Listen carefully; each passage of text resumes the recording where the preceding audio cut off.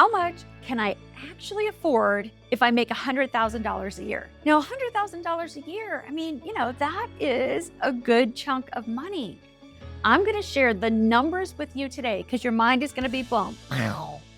It's only in part about how much you make. The other piece of the puzzle, the secret, is what we're going to dive into with the numbers. So, okay, let's get this started because I've had this conversation thousands of times over the years.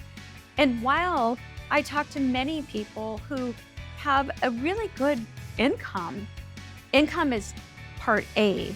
The next piece of what really decides how much you can qualify for is going to be your debt. So I've put together a Mortgage Coach total cost analysis that's going to show you 4 different columns.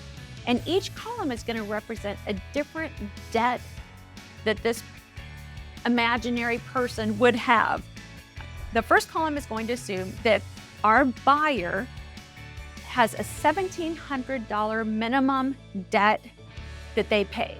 Now, $1,700 in this scenario is going to be with a car payment, with a student loan payment, and with minimum payments on credit cards. So in total, for this example, we're showing $1,700 in debt.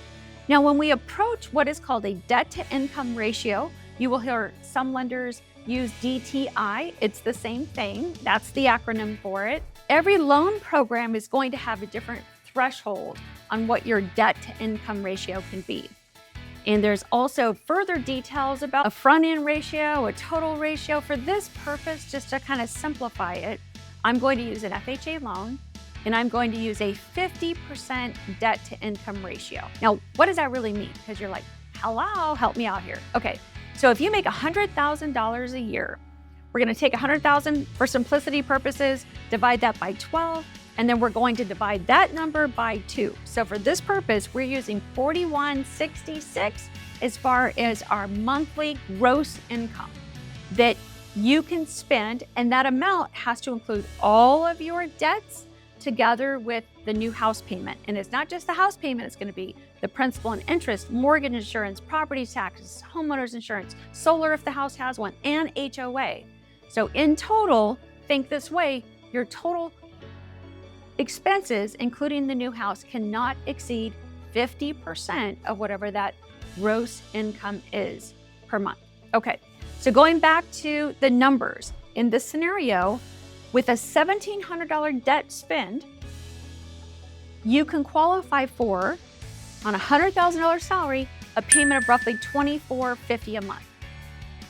That's it, because you have all this other debt, right? This is just the way it works. It's this debt to income ratio. This is how lending guidelines work. What I want to show you though is what happens when you reduce that monthly debt. And this is so important. I have 2 sons, they're in their 20s. I know lots of kids that are graduating from college and they're starting their first jobs, and the first thing they want to do is go buy a car, a very expensive car. And the car, I'm going to show you how the car payment impacts your ability to buy a house. And you may know this, you may not know this, but cars are depreciating assets. Real estate is appreciating asset. So we want to think about how we're spending our money, but it's not just how we're spending the money, it's the payments with regard to qualifying for that home loan. So what does a $24.50 house payment per month buy you? On an FHA loan in today's market, that's going to buy you roughly a $335,000 house, assuming that you have $1,700 in other debt. Okay, I don't know what $335,000 buys you in your market, but depending on the market, you may be restricted. You may say, hey, in my town, that isn't going to buy me much. Well, I'm going to show you what you can do to increase that price point. So let's move into scenario 2. And scenario 2 is, let's say that the buyer only has 2 forms of debt. They have a car payment and they have minimum credit card payments, but they don't have student loans. So in this scenario, we're going to drop this monthly debt that our buyer has down to $1,100 a month. What happens is the max payment is roughly $3,050 a month that one can spend on a $100,000 salary with $1,100 a month in other debt. So get this, this is what happens to your purchase price. Just because now we've reduced the debt, you've increased your purchase price by $80,000. So now instead of only being able to qualify for $335,000, you can qualify for $415,000. And again, depending on where you are in the country and the type of dwelling you want to buy, this could be material. But wait, it gets better.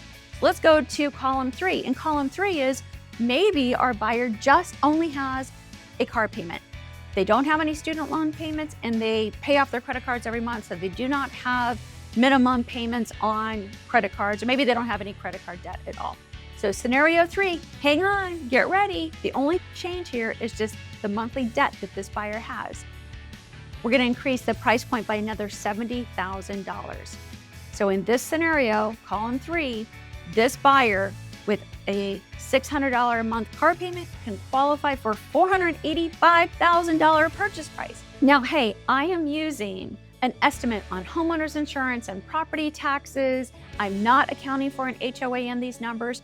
All of those variables will impact these numbers. So it could be, maybe that's, $492 on the price point. Maybe it's $475, but this is really just to kind of give you a general idea of how debt impacts your ability to qualify for certain price points. So in this case, we want to keep that payment right around that $35.50 a month to stay within our 50% debt ratio. Now, column 4. Now, column 4, this is the clean slate column. Let's say that you have been very focused on not incurring debt. You have not gone out and bought a brand new car after you graduated from college, just because you could, now that you have your first job, whatever that scenario is. But column 4 is the clean slate debt. Now, if you want to maximize your purchase price, here's how you do that. And that is to really minimize and keep very, very low monthly debt obligations. So in scenario 4, we're going to say there's no car payment, there's no student loan, and there's no credit card minimum monthly payments that are due. In this scenario, we are now maximizing that purchase price for somebody that makes $100,000 W-2 salary every year, up to $570,000 purchase price. Now, all of these assume an FHA loan with 3.5% down payment. Again, based on the area you are in the country, that may seem like a lot, that may not seem like much, but really the goal here is just to really help people understand, to think about how debt impacts your ability to qualify. And I love numbers because it really does show you kind of like side by side, oh my gosh. Now you may be able to qualify for a $570,000 purchase price with an FHA loan, but you may say, you know what? I don't want a payment of $4,100 a month. That's totally fair. And I always coach our clients and have for many years. The lender's going to tell you the maximum you can qualify for, but you got to be comfortable with that payment. This is something that you do not need to be stressed with. You have to have confidence that you can pay that payment every single month. So even though in this scenario, maybe you could qualify for that $570,000 house because you don't have any debt, you may say, you know what, I really want to keep that payment around $2,500 or $3,000 or whatever it is, which I love, love, love to have those conversations because everybody has different spending habits. Whatever is important to you is what is important when you're making decisions about price point and that monthly payment.